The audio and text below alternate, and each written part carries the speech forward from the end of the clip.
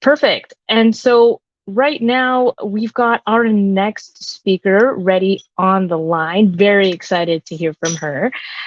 We have Carolina Ruiz, CEO at Brier Thorn, here to talk to us about AI and API security, which is, I'm sure, a very hot button topic. AI is all over the news since last November when ChatGPT dropped the new version. And so take it away, Carolina. Thank you so much, Trish. Thank you, Apisecure, for giving me the forum to talk a little bit about AI and API security. So as Trish mentioned, there was a really hot topic in 2022. So we're going to be covering a little bit of that. We're going to be covering a little bit about how that impacted cybersecurity, and more importantly, how that impacts API security.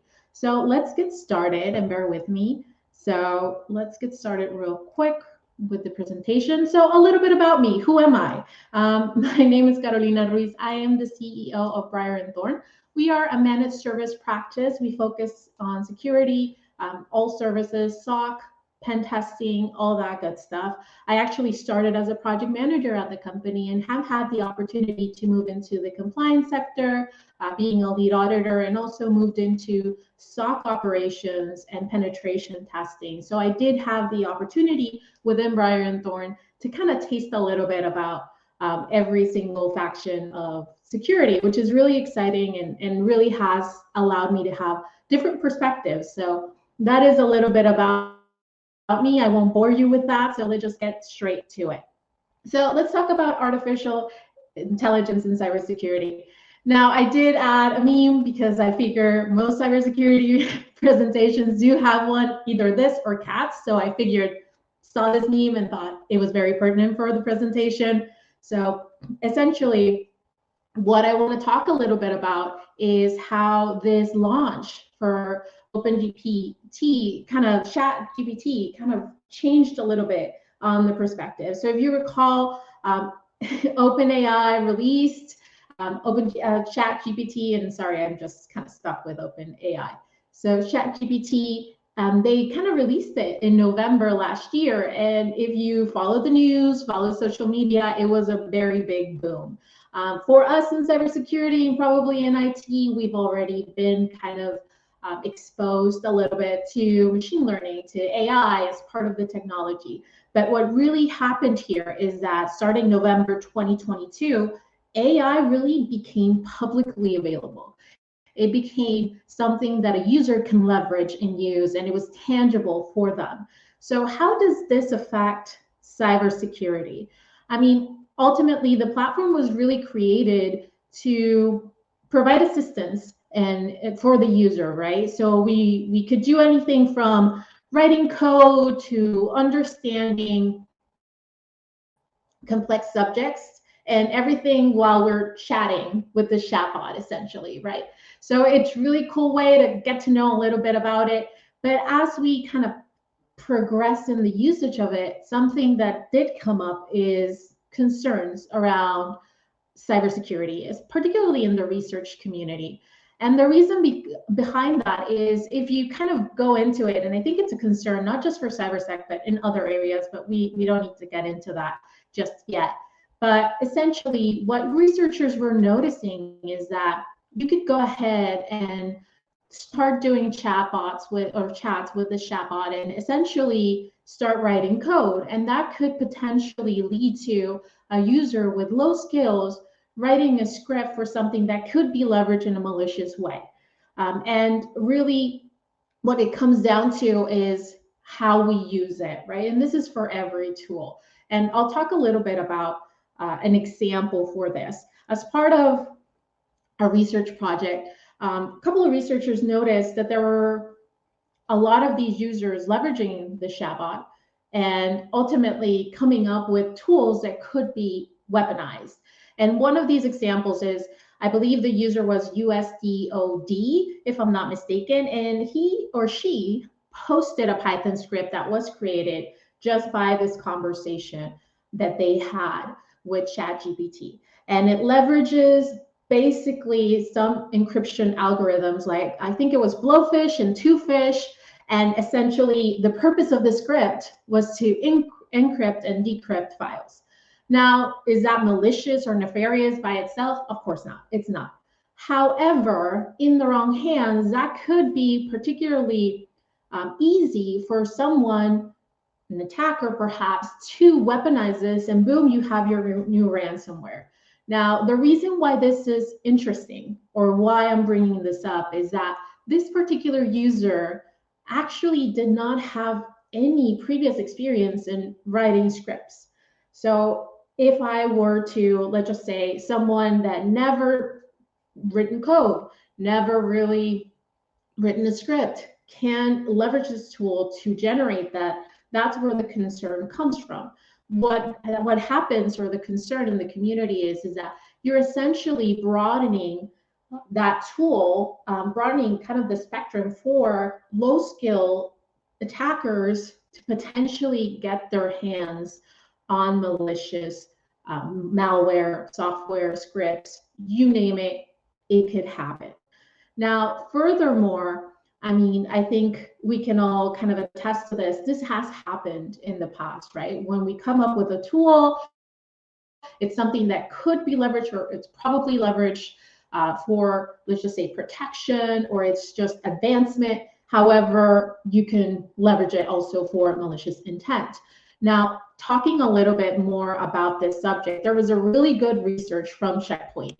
Now, Checkpoint came out, I think, in December 19 with research into how far could you go using or leveraging ChatGPT. Like, how far can we go? Can we go ahead and do the full inflection flow? Can we go ahead and create malware? What can we do? And as a result of this investigation, it was something that was demonstrated in the research article, was that not only can they go ahead and create, like this user did, ransomware essentially, or encryption or scripts, but they can also create the full infection flow from spear phishing to running a reverse shell. So that is essentially kind of the thesis of this research article. If you have a chance, go ahead and read it. It's really interesting. But not only that, it also provided the researchers with a way to create additional backdoors, dynamically run scripts on the fly, and they also had the way to test other malware and actually improve upon it. So that is where there is that, I would say, concern or reticence in this regard, because when we do see that there is a tool that can provide access to people that otherwise would not have access to create their own scripts, to create malware. I believe one of the scenarios was, I think they created a dark net marketplace, so they can sell, they could sell stolen identities, stolen credit cards, and I believe that was created also solely just kind of interacting with the chatbot. And essentially that is the concern. Now, am I saying that, oh, it's completely unprotected and oh my God, everybody can do it? No, I mean, obviously this was the creators or in OpenAI, they weren't naive. Obviously they knew that this was something that could happen. However, what happens is that now we're seeing that a lot of people, and I would say the majority, if you've seen the internet, I think it's become a game of how can I kind of bypass all these guardrails that they have built in. How can I go ahead and do that? And so that is what we are seeing more and more. We are seeing that there is this effort for bypassing and leveraging this tool to provide more of an, I would say, more of a skill set, tool set for these attackers. Now, a lot of these, and this is one of them that I've kind of put up in the screen, the spear phishing really kind of was hilarious, but I do think like a lot of attackers may not speak English or any other language like Spanish or French, but they don't have to anymore. They could just go ahead and request that. And oftentimes you will get kind of that bump that says that this can potentially violate our content policy within that platform, but ultimately they already have what they want. And so it actually, if you look at that, email is well drafted. It doesn't sound like a foreign speaker drafted it, which oftentimes is one of the tells that we have for phishing and spear phishing. So that means essentially that with this introduction of this tool, we're also having not only low-skilled attackers, but what happens with sophisticated attackers when they start using the tools. So that means that they could go ahead and leverage the tool and leverage it in a way where it's not just to generate it from scratch, but more on the, okay, let's see where my gaps are. Let's see, how can I make this more efficient? How can I make this maybe more productive in a way that I could get results faster? And so that is really kind of the concern right now around artificial intelligence when it has become so publicly available. Now, does it mean that beforehand this didn't happen? No, that is not what I'm saying. If you kind of take a look back, I think back in 2020 or 2021, I want to say, there was this really interesting article, and I think it was from Forbes, where they actually discuss the impact of AI in cybersecurity. And one of the items that was heavily discussed here, it was how a lot of these APT groups were actually focusing on recruiting people that had experience in AI, machine learning, that they can do data analytics. And so it was already heading towards that direction. And I think it's part of that natural process of evolution for any industry. As it gets more sophisticated, obviously attacks will get more sophisticated alongside with the tools, hopefully not to disparate. However, when we're talking about what changes, when we're talking about OpenGPT, is that, or ChatGPT, sorry, I keep saying OpenGPT, I apologize for that. But anyways, what happens is that we're not just concerned about these sophisticated attackers, these APT groups. We are now just concerned with the regular Joe next door who probably beforehand didn't have the skill set to actually act on these malicious intent, that probably did not have the tools. And now we are seeing that. So it's not just that sophisticated attack, we're also seeing low-skilled attackers, and we're opening up that door for those attacks. And so what that means for a lot of people is that we do have a need to make sure that our strategy is a little bit more robust, that if we're seeing that our attackers are leveraging these tools, we also have to leverage these tools. We also have to consider this, because ultimately, if we don't match up, we're going to fall behind. Obviously, that means we're going to be susceptible to all of these attacks. Now, I'm not saying, and this is not a badge to the platform, I think it's great. It's just, as with anything, when it comes with great opportunities, it also comes with great risk. And so we need to make sure that we are prepared for that. Now, let's talk a little bit about where we are with API security. And this is more on the traditional sense. So let's talk about AI and API security. And before we go into AI, I want to talk about traditional IP security. So API security, sorry. Essentially for API security, we have sort of kind of standardized a little bit more on how we treat it. Obviously, there's a bunch of ways that you could treat, strategize, and comply with API security, but I would say the majority of it kind of focuses on having a management solution and having API gateways.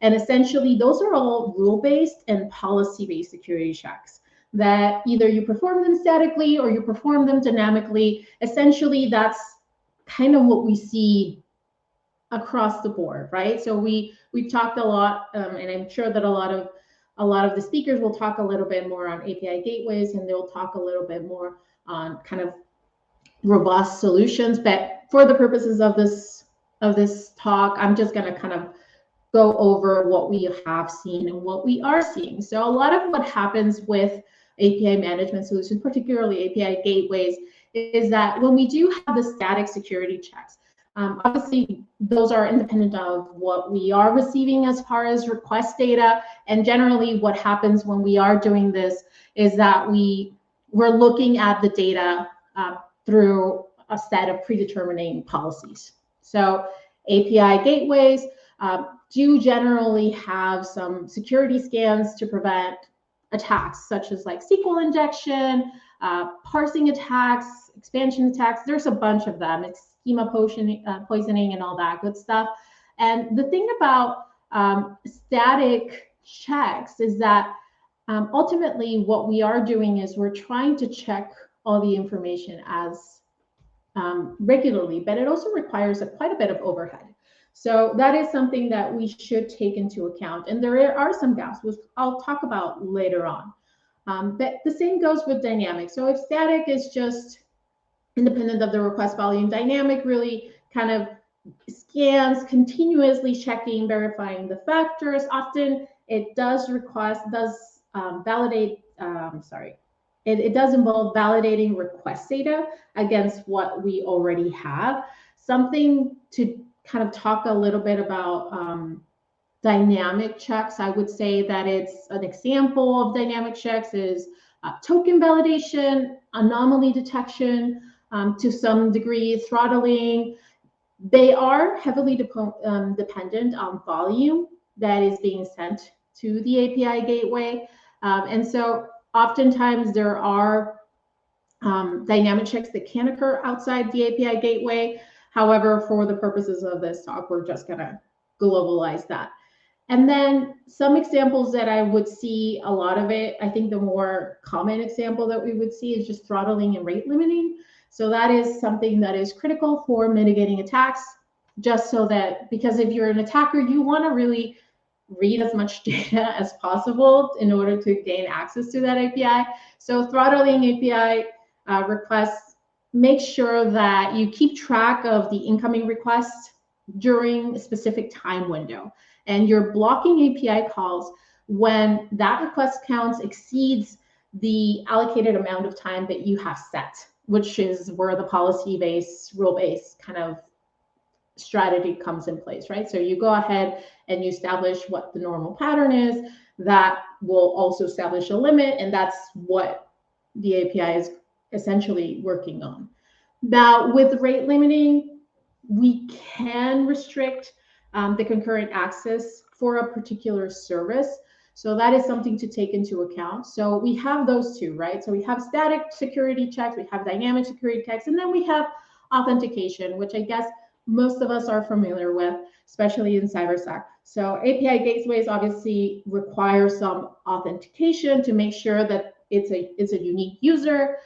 This can go from like basic authentication to OAuth to JOT security to certificate-based security. And these are kind of the more popular ones that we see in API gateway solutions.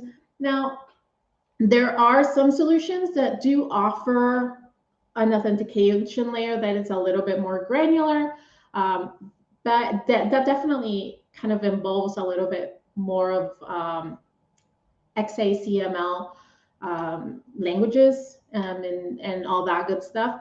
It is something that I touched upon before. This does often also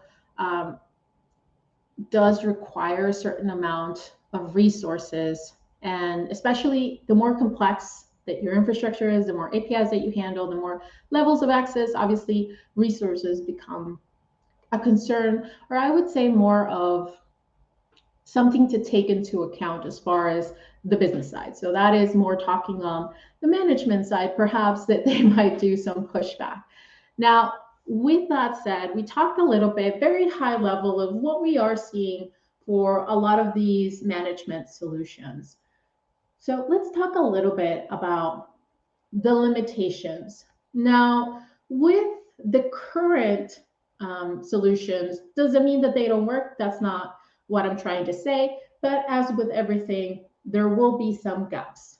There will be some gaps, especially when we're talking about a lot of these requests that cannot handle the amount of requests that we're receiving, or oftentimes what we are seeing is that a lot of these API management solutions weren't really designed to, for example, deal with internal attacks. So they are a little bit unsure, or it's not really designed for them to identify when there is a user with valid credentials and they leverage the access to attack the systems. It's not something that they're really built for in the kind of broader sense, right?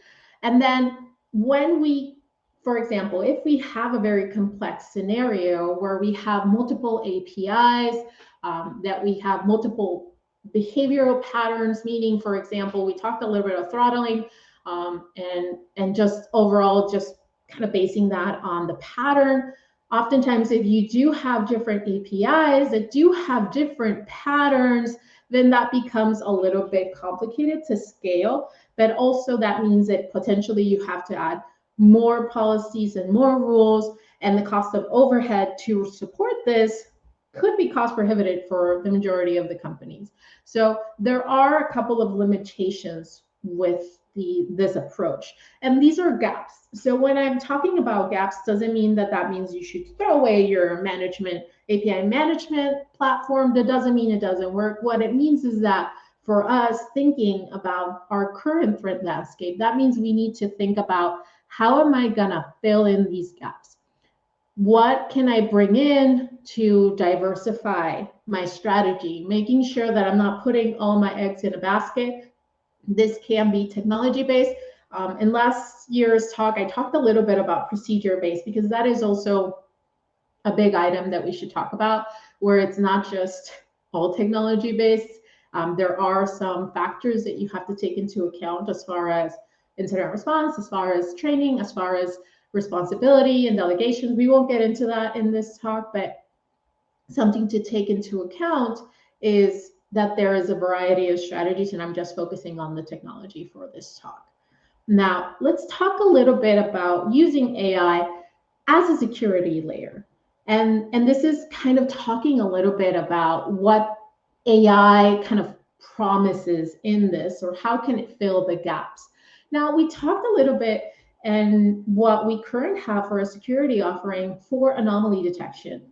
Definitely it's something that we already see in static scanning. It's something that we already see. However, I would say that the biggest difference is that essentially when we are using an AI powered solutions, generally what we see is that they already have some models in place, which makes the whole process of identifying these patterns a lot quicker.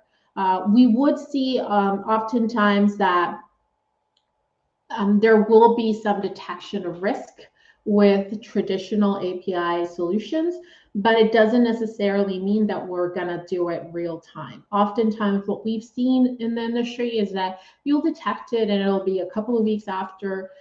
Sometimes depending on the environment, you can see it even months after. And that is something that in cybersecurity, we really don't want to spend that much time, right? We really don't want to kind of open that window that long. And so that is something that a lot of these AI-powered solutions do offer, which is essentially making sure that that detection is prompt. Oftentimes, they do provide this detection close to, if not on, real time. So that is something that is really valuable, so that we don't have that dwell time, so that we don't have that time where, oh God, that this has been something that delayed a couple of weeks. So we can act on it, especially just identifying that threat landscape that we just talked about. When our attacker already is leveraging something that will help him or her become more efficient or be more, I would say, aggressive, then that is something that we need to consider on our side. Now, something that we also do see in a lot of these solutions is just fraud detection. That is something that's like fake transactions, account takeover. It generally bases it out of just identifying the patterns and just making sure that they identify that fraudulent behavior, and that obviously as AI works, it'll identify that, and that would help in preventing future similar attacks. So that is something to take into account. And of course, enhancing access control. Now, this is something that I think is more, I wouldn't say more beneficial. Obviously, all of these are beneficial, but I would say it's somewhere where AI really shines in analyzing user behavior and historical data. It's just something that at this point, I don't believe it could be parallel with the current solutions that we have without using artificial intelligence. Some leverage, obviously, machine learning, but generally it goes hand in hand. And essentially what most solutions do is that they determine kind of the appropriate level of access for each user and then adjust access level in real time. And this is all based on historicals and user activity. This obviously helps with identifying unauthorized access to sensitive data, to resources, to systems, and all that good stuff. So now, with that said, it is really critical to identify what works in your environment. I often say security is not a recipe. What works for me doesn't work for everybody else. And so there is a need to actually sustain your security strategy based on your own risk, based on your own infrastructure, your own threats, and just overall identify what works for your environment. And going back, I'm an auditor, so I'll always go back to risk. I'll always go back to making sure you have the fundamentals of what you need to actually protect against according to your risk profile, according to your vulnerabilities, to your threats, before you go ahead and go ham on buying all of these tools. So all in all, this is where kind of AI shines. Are there more capabilities? Of course, and probably growing as we speak. However, I think that as far as these goes, those are kind of the top three that I would say can really help in a way that at this point, traditional API management solutions, not leveraging artificial intelligence and not leveraging machine learning, will fall a little bit short, especially considering that probably an attacker is already leveraging them. Now, with that said, let's talk a little bit about a couple of tools and a couple of tools that are really good. And there's a lot of tools out there. If you kind of throw a rock, you probably hit one. But a couple of tools that, in my experience, have gotten positive response from clients and overall just industry feedback. I did mention them, so just so that you could take a look, see if those work for you. The first one is Salt Security. So Salt Security is actually very interesting. It's the tool that I have seen deployed and have had the opportunity to see deployed in a number of environments, and I do believe it did satisfy the requirements. So I would encourage you to go ahead and take a look. So essentially, something that is really good with Salt Security is making sure that you know what you have, and making sure that you not only know what you have, you discover, you classify it, you detect it, anomalies, you understand your patterns, and really good, especially in an environment where you're not really sure what you have. And this is something very common that I have seen from a lot of clients when we're talking about their API environment. And you can raise your hand if that has been the case. There's no shame in that. But oftentimes a lot of clients come to us, and it has happened very organically that they have created their API infrastructure. So it was kind of from night and day, they started creating their APIs because of a business need, and then subsequently and I apologize, I have my cat here, so I do work from home, so he wanted to be a part of this presentation as well.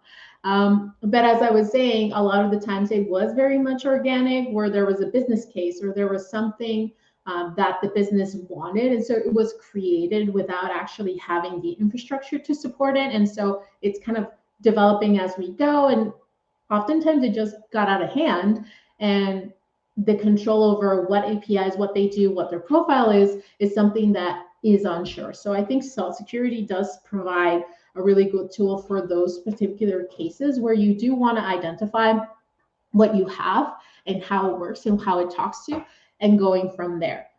Now, we do have other other solutions that I do want to mention, like sequence security, wall alarm, and ping identity. I think ping identity is the one that most people have heard of. And this also kind of goes into what ping identity does. It kind of stems out of their ARM and focuses a little bit more on the authorization part. I think it's really good on that side. And then we have wall alarm, which is a little bit more, I would say, coming out of the OWASP top 10. It's a little bit more on the ops side. So it's not necessarily, I'm not saying that they don't do this, but I would say that for them, it's more on dynamically checking and making sure that they do have behavioral analysis. So that's basically kind of their bread and butter. But other than that, I say these are kind of the 4 tools. There's other tools, of course, No Name being a great tool. I believe they do have an open source trial for them. You want to try them out. It's really great. We have tried it in a lab environment in our company. It has worked very well. We did do kind of that trial for Red Team just to see what the platform sees. It was very successful in our environment. So it is another tool that I would recommend. However, I think overall, the truth about this whole talk and what I'm hoping that you take away from this talk is that ultimately, it's not just about just throwing technology away. It's about identifying that there is a change in our threat landscape. That means that my risk, that my threats have changed. And so with that said, taking a look at what I have, seeing if my controls are sufficient to mitigate those risks. And if they're not, then we need to make sure that we look into filling those gaps.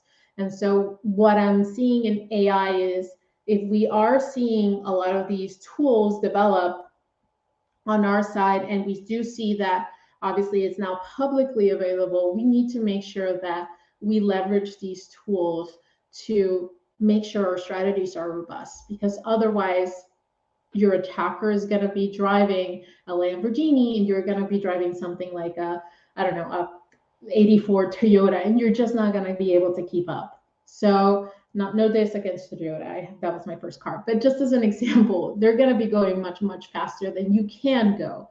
And so it is something that we need to make sure that we take into account, that we change our strategy with the environment, that we adapt, and that we're constantly analyzing our strategies for mitigating our risk and security.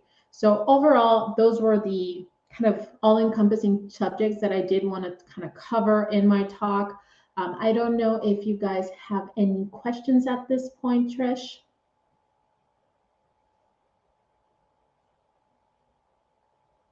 And I'll just follow. Sorry, I always forget to do this, and and then I hear my marketing team, yeah, you didn't add it. So if you guys want to follow Brier Thorn, go ahead. There's our social media. We do blogs, we do videos, and all this for cybersecurity. So check it out and let us know what you think. Awesome. Thank you, Carolina. I know giving some folks a moment to see if they have any questions, put it up on the chat. I'll read it out. We'll have a conversation about it. But, you know, as you mentioned in your presentation, which was wonderful, by the way, very engaging, and a lot of horror stories, I hate to say. Try on let's look into the crystal ball, because when you started talking about the use of AI specifically for threat actors to start creating ransomware, creating malware, creating all kinds of phishing emails and things like that, my mind immediately went back to around 2019 when the marketplace and ransomware as a service really started to gain foothold in the greater community. So we always knew that it kind of existed and that it would be a threat one day. But then 2019 was the year that you saw industries that took security kind of as an aside really start to think, oh my goodness, I could get hit because my competitor just got hit. So everything from insurance companies to healthcare to hospitals, sadly, during the pandemic, were hit with ransomware, and they always thought, what would I have that they want, right? It was that kind of otherness. And that was because of the prevalence of ransomware as a service. So that being available to lower the threshold or the barrier to entry, so to speak, for criminals to become cyber criminals. What then, how exponentially might this grow because of AI's availability now? And what are what are some of the things that would keep you up at night in that regard? I think ultimately the accessibility of this tool does keep me up at night because, as you mentioned, that lowered the threshold. So I would expect that this will go ahead and do kind of the quick cash grab, and we'll start with phishing. I think, as always, we'll start with phishing. Generally, it's something that is particularly low effort and essentially high reward. So because we do have still kind of our vulnerable users in that sense, we still have that human factor. And so when you take into account, for example, in that research that Checkpoint published, you can very easily see that not only can they leverage the tool to draft the actual content like they were a native speaker, but they can also weaponize Excel and macros and make sure that they run upon download. They can leverage all of these tools just in that social engineering factor. And so I think we're still going to see that. And I think that will be the first threshold that we see really kind of change because it's easier, large base, low effort, and high reward. And so I think that's the easiest.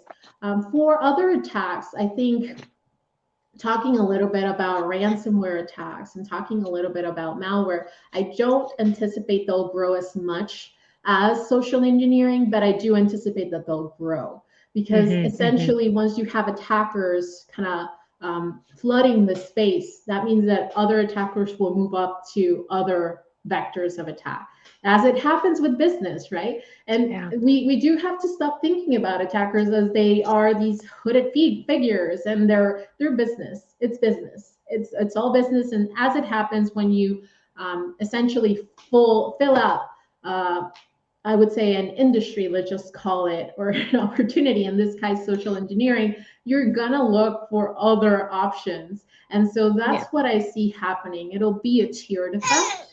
And oftentimes what's going to happen is that we're going to hit on social engineering, and then subsequently we're going to see, once that's filled up, we're going to see the hit on other vectors of attack. And I think what really concerns me is not only the low-skilled attackers, but for those sophisticated attackers, having that tool to not only review, but also improve upon their ransomware, their malware, and make it more, I would say, more easily spreadable, if you will. Wrong word, but so make it easier to infect is something that really concerns me. And this is something that we have seen in the past. Like I mentioned, that Forbes article, what was happening is that I think it was across to 70% of what, and I believe, I can't remember if it was CrowdStrike or another vendor, that were seeing attacks that did not have the traditional identification pattern. And that was because all of these APT groups were now leveraging the experience of AI and ML and machine learning and data analysis that they were recruiting. And so they were seeing that impact. So now with it being publicly available, with you not even having to be a part of these APT groups and being able to refine those skills, those are the ones that really keep me up at night. Those are the ones that are kind of going to be dangerous because they're going to be very hard to identify and making sure to keep up with. Absolutely, and certainly as a blue teamer, there's always one of the things that we've held on to as a SOC team has been that when ML came around, there were always things that humans will have to enhance and contextualize on that. But as AI as a accelerates everything exponentially much faster than it used to, it's certainly a risk that everything will become that much more sophisticated in terms of attacks. So having said that, you're sitting in that MSSP space, you get to see a lot of vendors and work with these folks. What opportunities are there right now for us as an industry, as a security industry, to get involved with the developers of these AI in order to maybe flag some of the behavior that could be leading down this road, or perhaps have the opportunity, say, for a subscription service or something like that, be able to pay to see kind of outputs that have been developed that may have indicators that it could be used for malicious intent?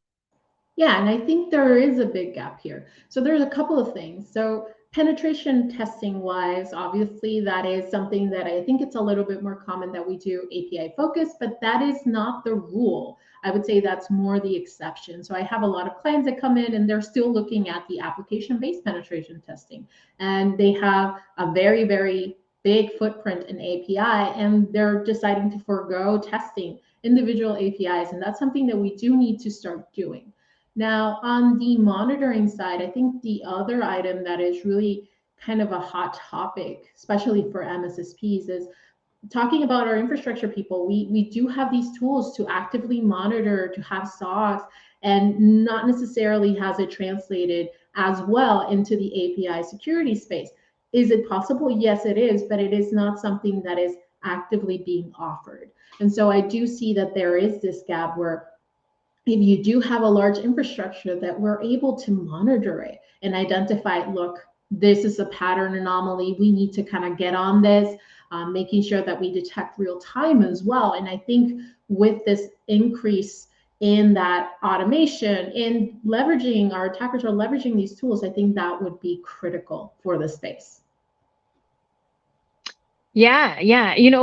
Speaking of MSSP, something that I've noticed recently as we are in the advent of cloud adoption for really large, Titanic kind of company. That's probably the worst analogy, the Titanic, right? You say a company's like the Titanic, it's going to crash or something.